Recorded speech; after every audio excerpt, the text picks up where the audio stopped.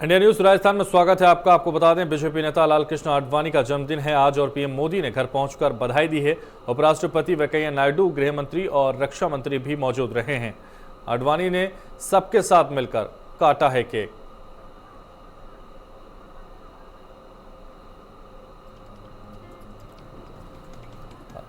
राष्ट्रपति भवन में पद्म पुरस्कार समारोह का आयोजन हुआ है। 2020 के लिए 141 लोगों को पद्म पुरस्कार सम्मानित किया गया।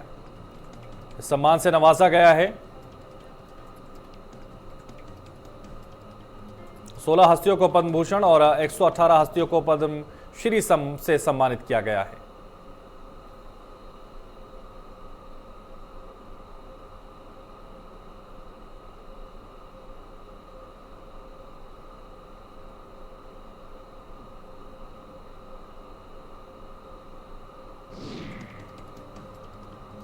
जबकि केंद्रीय मंत्री सुषमा स्वराज और अरुण जेटली को मरणोपरांत पद्म विभूषण से सम्मानित किया गया। राष्ट्रपति रामनाथ कोविंद ने अरुण जेटली की पत्नी को अवार्ड देकर सम्मानित किया। वहीं जॉर्ज फर्नांडिस को भी मरणोपरांत पद्म विभूषण से सम्मानित किया गया।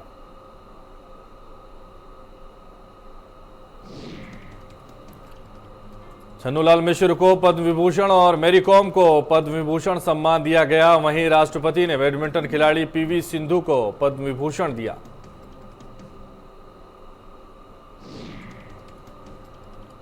साथ ही हॉकी खिलाड़ी रानी रामपाल, अभिनेत्री कंगना रनौत को पद्मश्री पुरस्कार दिया गया। वहीं कल 2021 के लिए 119 पद्म पुरस्कार दिए जाएंगे।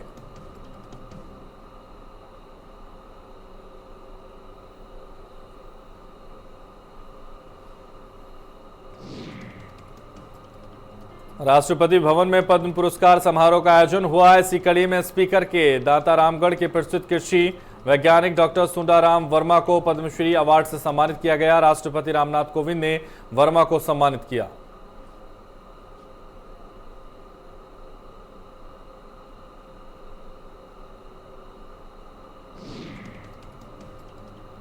इस दौरान कार्यक्रम में प्रधानमंत्री नरेंद्र मोदी भी मौजूद रहे। आपको बता दें, वर्मा को 1 लीटर पानी में पेड़ लगाने की तकनीकी विकसित करने पर पद्मश्री अवार्ड मिला है।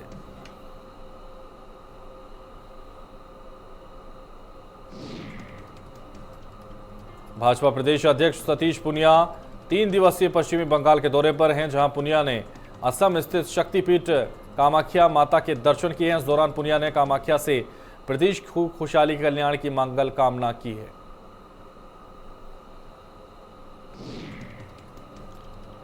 लोकसभा स्पीकर ओम बिरला कोटा दौरे पर हैं। इस दौरान उन्होंने Kota grain and seeds merchants association के दीपावली मुहूर्त समारोह में शिरकत की है।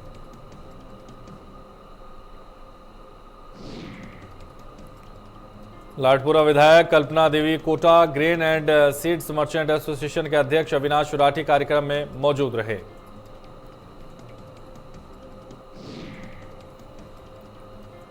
उन्होंने मिलकर लोकसभा अध्यक्ष बिरला का जोरदार स्वागत किया। आपको बता दें, बिरला भामाशाह कृषि उपज मंडी के मुहूर्त पूजन में भी शामिल हुए।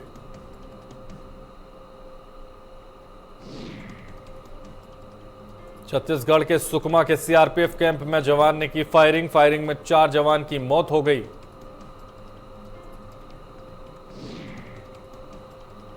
वहीं 5 अन्य जवान गंभीर रूप से घायल जवानों को अस्पताल में कराया गया भर्ती।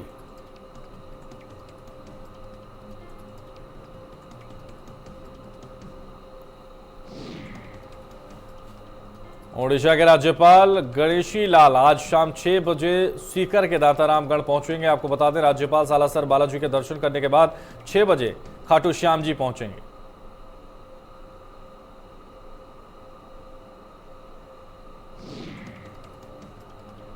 राज्यपाल के दौरे को लेकर पुलिस प्रशासन ने सुरक्षा के कड़े इंतजाम किए हैं। वहीं खाटू श्याम जी में श्याम बाबा के दर्शन के बाद वो आनंदा होटल में रात्रि विश्राम करेंगे।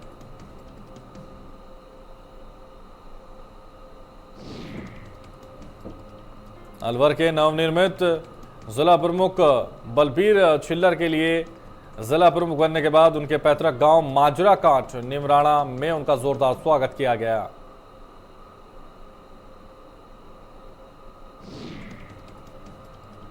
इस मौके पर ग्रामीणों ने जुलूस निकाला और छिल्लर को फूल माला, साफा और गुलदस्ता भेंट किया। इस दौरान कई प्रशासनिक अधिकारी मौके पर मौजूद रहे।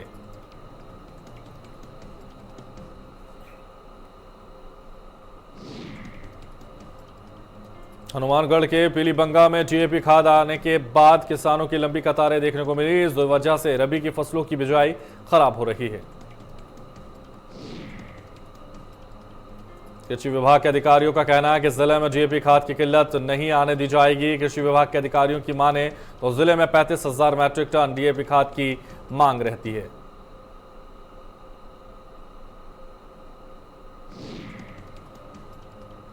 जयपुर में जेवीवीएनएल परीक्षा में अभ्यर्थियों का हंगामा। अभ्यर्थियों ने मुख्य गेट के बाहर धरना दिया। कमर्शियल असिस्टेंट परीक्षा में नकल का आरोप लगाया।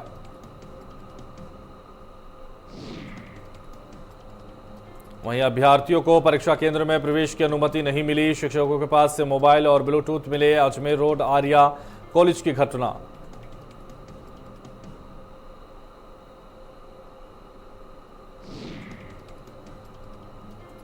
श्री डूंगरगढ़ पुलिस ने बड़ी कार्रवाई की और पुंदलसर गांव के जंगल में छापेमारी की और अवैध रूप से हथकड़ शराब बनाने वाली भट्टियों को नष्ट किया। हेड कांस्टेबल सुरेश कुमार गुर्जर की टीम ने जंगल में कार्रवाई करते हुए हथकड़ शराब बनाने वाली भट्टियों का पता लगाया और हथकड़ शराब को नष्ट कर दिया। मामले में किसी के खिलाफ कोई मुकदमा दर्ज नहीं हुआ।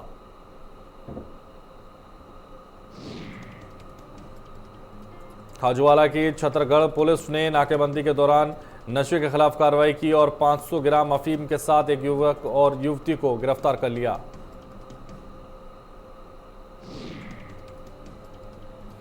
वहीं पुलिस ने तस्करों से एक गाड़ी भी बरामद की। बता दें कि नाकेबंदी के दौरान पुलिस ने गाड़ी को रोकने की कोशिश की, लेकिन कार ड्राइवर मौके से भागने लग गया।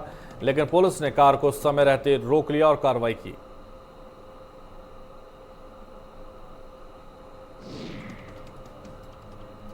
जयपुर पुलिस कमिश्नरेट के झोटवाड़ा और चित्रकूट इलाके में चोरों ने 5 फ्लैट और 2 मकानों के ताले तोड़कर नकदी, जेवर और अन्य सामान लेकर फरार हो गए।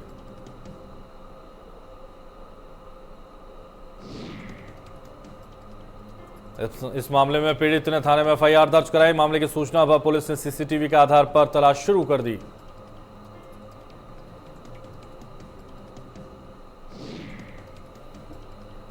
जयपुर के जोबनेर में जमीनी विवाद को लेकर हुए खूनी संघर्ष और आगजनी के मामले में पीड़ित परिवार फिर धरने पर बैठ गया। बता दें, पीड़ित परिवार और ग्रामीणों ने मुख्य आरोपी सहित अन्य आरोपियों को भी गिरफ्तार करने की मांग की। जानकारी के अनुसार एक हफ्ते पहले जोबी थाना क्षेत्र में जमीनी विवाद को लेकर 2 पक्षों में खूनी संघर्ष हुआ था, जहां दबंगों ने आधा दर्जन लोगों के साथ मारपीट की और गाड़ियों में आग लगा दी। हालांकि पुलिस ने अब तक 12 लोगों को गिरफ्तार कर लिया और उनके कब्जे से वाहनों को भी जब्त कर लिया।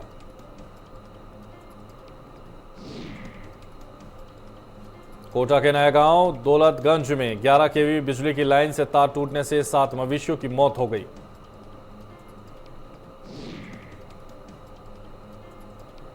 हादसे के बाद गांव में कोहराम मच गया और ग्रामीणों ने बिजली बंद करवाई। पूर्व कृषि उपज मंडी उपाध्यक्ष मौके पर पहुंची और संबंधित अधिकारियों को सूचना दी।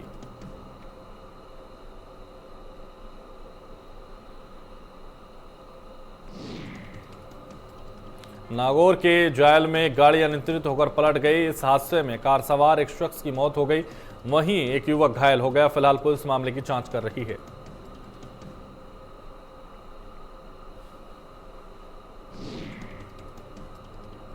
जोधपुर के फालोदी के पास NH 11 खारा मार्ग पर श्रद्धालुओं से भरा एक टेम्पो अनियंत्रित होकर पलट गया।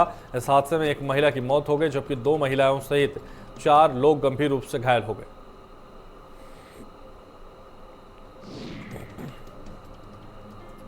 जानकारी के अनुसार टेम्पो रामदेवरा से दर्शन कर जयपुर आ रही थी। फिलहाल घायलों का अस्पताल इलाज लगातार जारी है।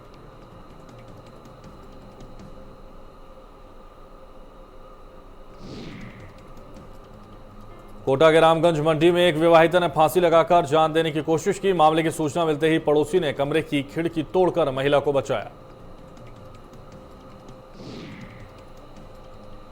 जानकारी के अनुसार महिला गृह कलेश की वजह से परेशान थी। फिलहाल पुलिस ने महिला को अस्पताल में भर्ती कर दिया और जांच शुरू कर दी है।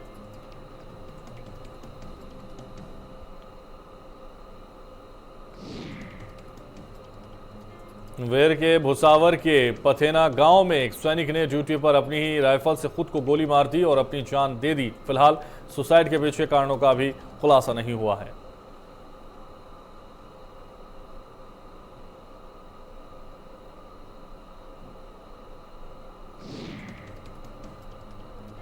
बता दें, मृतक भूपेंद्र सिंह पुलवामा में सीआरपीएफ में तैनात थे।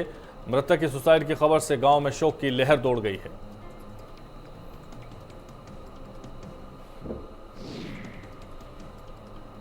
रोहतक की सुनारिया जेल में बंद राम रहीम से पूछताछ के लिए पंजाब से एसआईटी रोहतक पहुंची।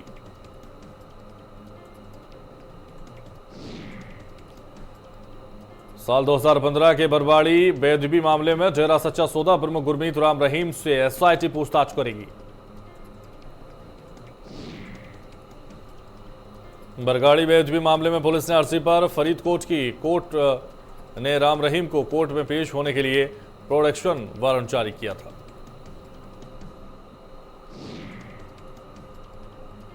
पेशी से एक दिन पहले पंजाब हरियाणा हाईकोर्ट ने वारंट पर रोक लगा दी थी और एसआईटी को राम रहीम से रोहतक की सुनारिया जेल में जाकर पूछताछ करने की अनुमति दी थी।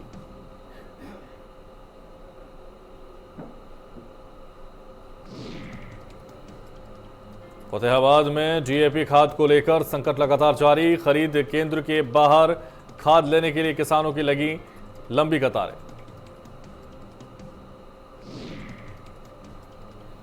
किसानों का कहना, डीएपी खाद की कमी के चलते वक्त और पैसा हो रहा है बर्बाद। इसके अलावा किसान गेहूं की बिजाई भी नहीं कर पा रहे हैं।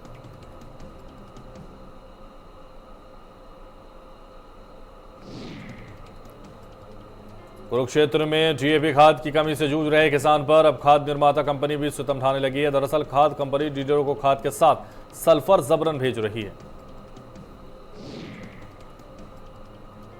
किसान नेता गुरुराम चड़ूनी ने इस संबंध में पीएम मोदी और सीएम मनोहर लाल और कृषि मंत्री को भी चिट्ठी लिखकर समस्या से अवगत कराया है। जबरन खाद के साथ सल्फर बेचने वालों के खिलाफ कार्रवाई करने की मांग भी की है।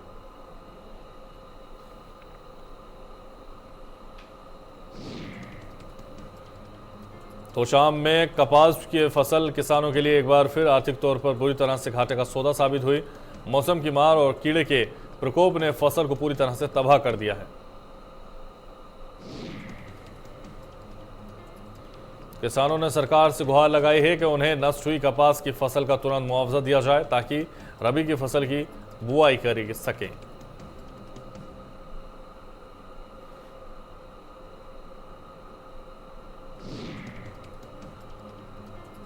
रादौर में यमुना के नदी के नगली घाट पर निर्माणाधीन ओवरब्रिज के पास खनन का कार्य किया जा रहा है, लेकिन प्रशासन का इस ओर कोई ध्यान नहीं। वहीं खनन की वजह से करोड़ों रुपए की लागत से बनाए जा रहे निर्माणाधीन पुल को भी खतरा हो सकता है, लेकिन प्रशासन कोई कार्रवाई नहीं कर रहा है।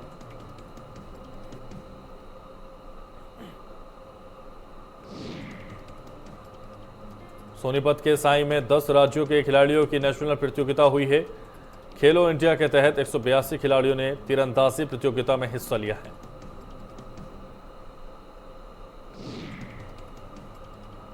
महीने के प्रत्येक पहले रविवार को होगा खेलो इंडिया के तहत प्रतियोगिता। खिलाड़ियों की अच्छी प्रैक्टिस के साथ मिलेगा आत्मविश्वास।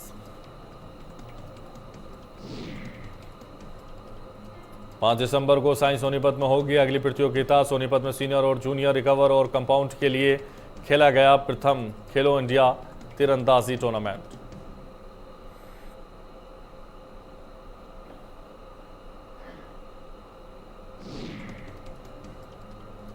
बंगाल से चलने वाली हवाओं ने गोरेला पेंड्रा मरवाही जिले में ठिठुरन बढ़ा दी है। जिले में पारा गिरकर 12 डिग्री पहुंच चुका है। आने वाले दिनों में और भी कड़ाके की ठंड पड़ सकती है। पेंड्रा का तापमान 12 डिग्री दर्ज किया गया है, जबकि इससे सटे मध्य प्रदेश के अमरकंटक में पारा 10 डिग्री पहुंच गया है।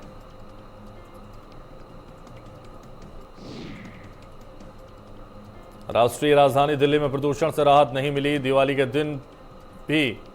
के बाद भी दिल्ली के आसमान में पॉल्यूशन की चादर से धुंध छाई रही। दिल्ली में बढ़ते प्रदूषण के स्तर के बीच पड़ोसी राज्य पंजाब और हरियाणा के किसान खेतों में पराली जला रहे हैं, जिसने दिल्ली की हवा को पूरी तरह से बिगाड़ दिया है।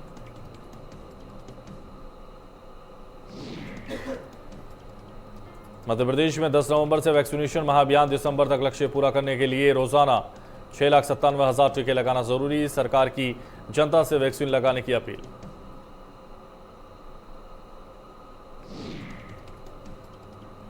लखनऊ में रविवार को कोरोना के खिलाफ विशेष अभियान 232 बूथ पर होगा वॉक इन वैक्सीनेशन। टीका लेने के लिए किसी रजिस्ट्रेशन की जरूरत नहीं।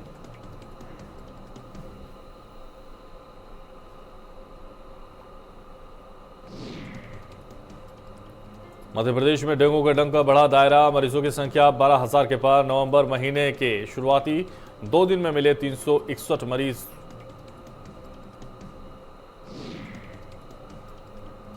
इंदौर में डेंगू के नए मामले सामने आए। जिले में मरीजों की संख्या बढ़कर 828। इंदौर में डेंगू के 9 नए मामले।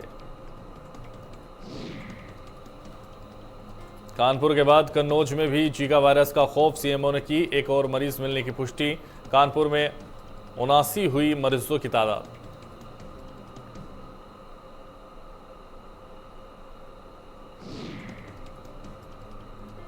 राजस्थान में डेंगू बेकाबू हो चला है। यहां मरीजों का आंकड़ा 13,000 के पार पहुंच गया है। यही रफ्तार रही तो कुछ दिन में डेंगू मरीज 2 साल का रिकॉर्ड तोड़ सकते हैं।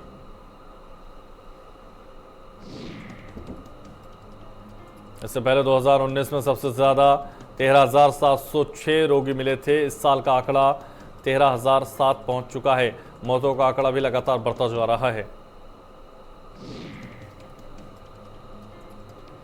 चिकित्सा विभाग के अनुसार अब तक राजस्थान में 30 मौतें हुई हैं, लेकिन सच ये है कि एसएमएस अस्पताल में ही डेंगू से अब तक 620 से 50 मरीजों की मौत हो चुकी है।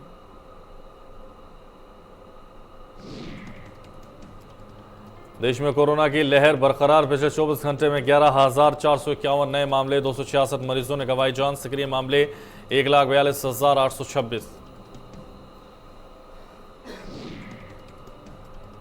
मुंबई में कोरोना वायरस के आज 252 नए मामले सामने आए। 352 रिकवरी और 3 लोगों की कोरोना से मौत हुई।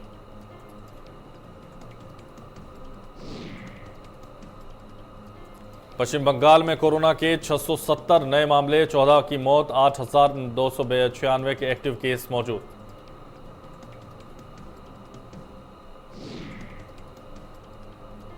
असम में कोरोना वायरस के 137 नए मामले सामने आए। 265 रिकवरी और 2 लोगों की कोरोना से मौत हुई। मिजोरम में कोरोना वायरस के 139 नए मामले सामने आए और कोरोना से 1 मौत। तो सक्रिय मामले 5,470।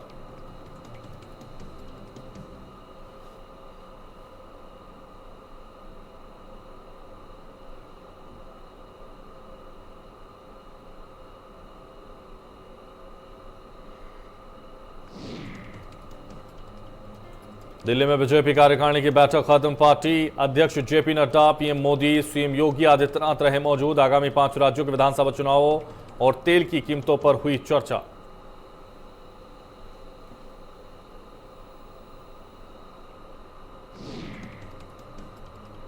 बीजेपी राष्ट्रीय कार्यकारिणी की बैठक में राष्ट्रीय अध्यक्ष जेपी नड्डा, राजनाथ सिंह, अमित शाह और नितिन गडकरी मौजूद रहे। प्रधानमंत्री की मोदी की अध्यक्षता में हुई बैठक।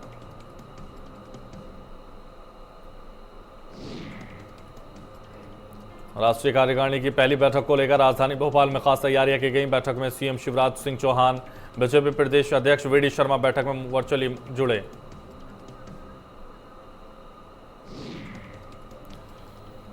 राष्ट्रीय कार्यकारिणी की बैठक में बोले जेपी नड्डा, पश्चिम बंगाल में बीजेपी नया इतिहास लिखेगी।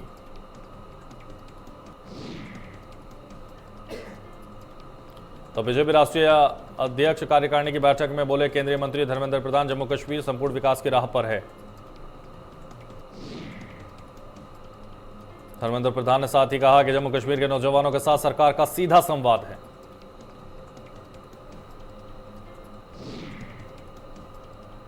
भाजपा की राष्ट्रीय कार्यकारिणी की बैठक को संबोधित करते हुए जेपी नड्डा ने कार्यकर्ताओं को भरोसा दिलाया कि बीजेपी पश्चिम बंगाल में नया इतिहास रचेगी।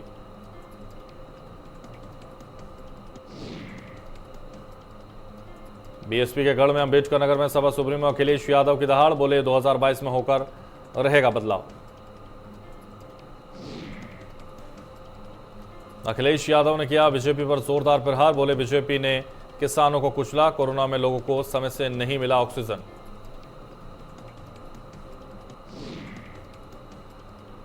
धर्मांतरण मामले में यूपी एटीएस की बड़ी कार्रवाई, उमर गौतम का बेटा अब्दुल्ला गिरफ्तार।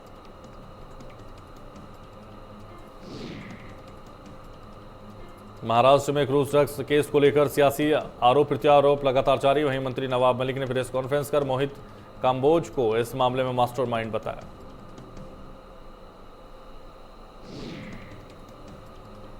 भारत में 10 नवंबर को राष्ट्रीय सलाहकार स्तर का क्षेत्रीय सम्मेलन, अजीत डोभाल करेंगे बैठक की अध्यक्षता। अंडमान और निकोबार द्वीप समूह में सोमवार तड़के भूकंप के झटके महसूस किए गए।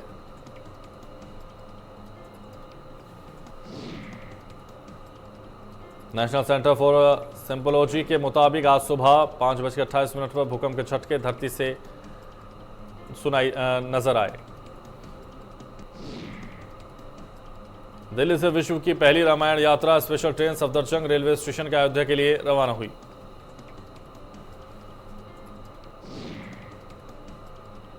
आईआरसीटीसी के संयुक्त महाप्रबंधक पर्यटन ने बताया कि पर्यटन मंत्रालय के स्वदेश दर्शन योजना के तहत कई थीम सर्किट बनी हैं।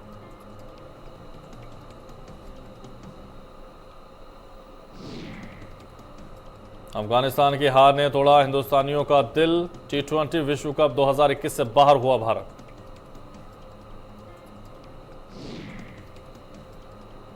मोस जटाना ने अपने पोस्ट में राकेश बाबट और नेहा भसीन पर भी निशाना साधा है। उन्होंने राकेश और नेहा को बिग बॉस के इतिहास का सबसे बोरिंग कंटेस्टेंट बताया है।